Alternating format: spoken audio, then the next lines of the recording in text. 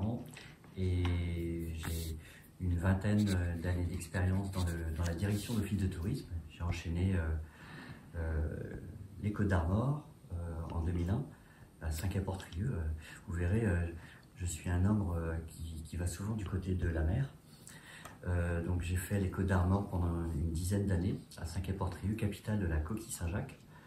Et puis rapidement, je suis arrivé en 2013 pour m'occuper de fusion d'office de tourisme, ce qu'a vécu le territoire aussi après la fusion des communes.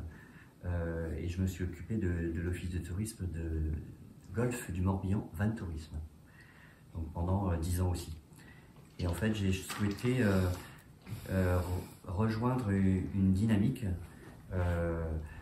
comme si finalement les cycles étaient d'une décennie pour être opérationnels. J'ai répondu à l'annonce qui m'a... Je sentais qu'il y avait une belle énergie en fait du côté des Sables d'Olonne. Ça m'a été confirmé et j'ai été séduit. Je rejoins cette dynamique depuis une petite dizaine de jours et j'apprends tous les jours à rencontrer tous les acteurs, à être au contact des décideurs politiques sous l'impulsion de monsieur Moreau. Et puis évidemment j'ai eu un accueil vraiment vendéen en très peu de temps. Il a fallu déjà rencontrer le département de la Vendée. François Rioux m'a aussi souhaité la bienvenue avec toutes les équipes et puis voilà, tous les jours je vais découvrir le territoire, rencontrer toutes les équipes et puis m'atteler, puisque ça va être ma mission, de déployer le nouveau schéma de développement touristique de cette belle agglomération. L'idée était de structurer la SPL et de fusionner les offices de tourisme de l'agglomération qui ne l'étaient pas encore qui n'étaient pas tout à fait. Parce qu'on est né le 1er janvier 2017 et la SPL est née le 1er janvier 2017. On a créé, on a fusionné les différents offices de tourisme du territoire, créé la structure et puis voilà, maintenant Arnaud a le bébé et puis peut continuer à le porter et le développer.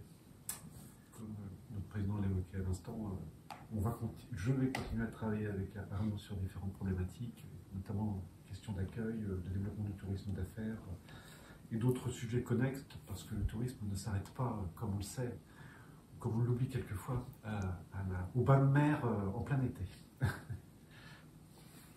Voilà. Donc la feuille de route d'Arnaud Burel est claire, c'est la mise en œuvre, le déploiement de la nouvelle stratégie touristique de la destination des Sables d'Olonne qui a été adoptée définitivement par la communauté d'agglomération à la fin de l'année 2023. Et il y a un résumé des 8 priorités en fait de cette stratégie qui est dans le document qui vous sera remis. Et donc vous en connaissez les principes. Hein. C'est plus la quantité qui prime mais la qualité.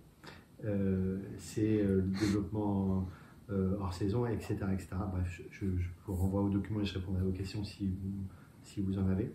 Et donc voilà, on est dans une réorganisation de nos fonctions avec de nouvelles ressources pour accompagner la dynamique de la SPL et les nouveaux métiers, dont la gestion d'équipements publics nouveaux en cours de création, comme l'Arena qui occupe beaucoup François Rioux, ou la création de nouveaux parcs de stationnement public dont on imagine un jour et prochain assurer nous-mêmes la gestion sans la déléguer à un prestataire privé. Voilà. Donc ce sont ces nouveaux métiers dont je parlais tout à l'heure, entre autres, qui accaparent François aujourd'hui et auxquels il se forme